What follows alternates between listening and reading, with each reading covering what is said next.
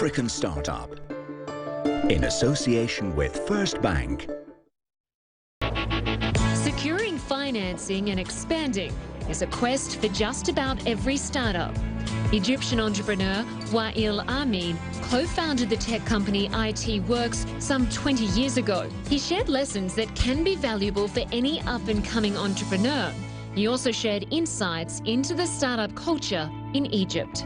There were a couple of companies, a few concepts, but since then, when you look at how the ecosystem has developed, and companies not just like ITWorx, but how large companies that started 20 years ago, the impact they have had on the ecosystem, you can see waves and waves of startups, of companies getting created, of entrepreneurs going 1 round, 2 rounds, 3 rounds of creating companies and moving on and doing new enterprises. So now, look back and you really get a sense that there is an ecosystem of companies, of investors, of academic institutions. And it's not just Egypt, it's a phenomena that is really taking the Middle East by storm. I think the challenges are that today, if you're working in technology, you're competing globally, right?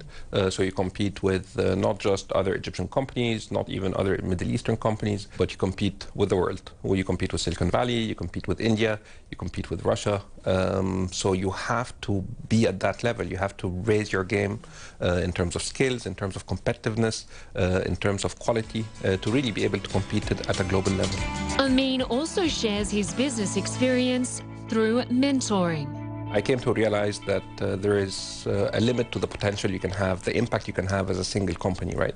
And at some point, you want to have an impact beyond the single enterprise and reach out to other people, reach out to other companies and try to share some of that knowledge, maybe help them be successful quicker, maybe help them avoid some of the mistakes or make use of some of the lessons you have learned. And this is really the story with mentorship, is that you look at an entrepreneur in the eye and you try to convey some of the experiences, some of the knowledge, ideally to make him more successful than you have been. I'm a big believer that the future is based on the knowledge economy, on people using, entrepreneurs using research, using their brains, using technology to create value.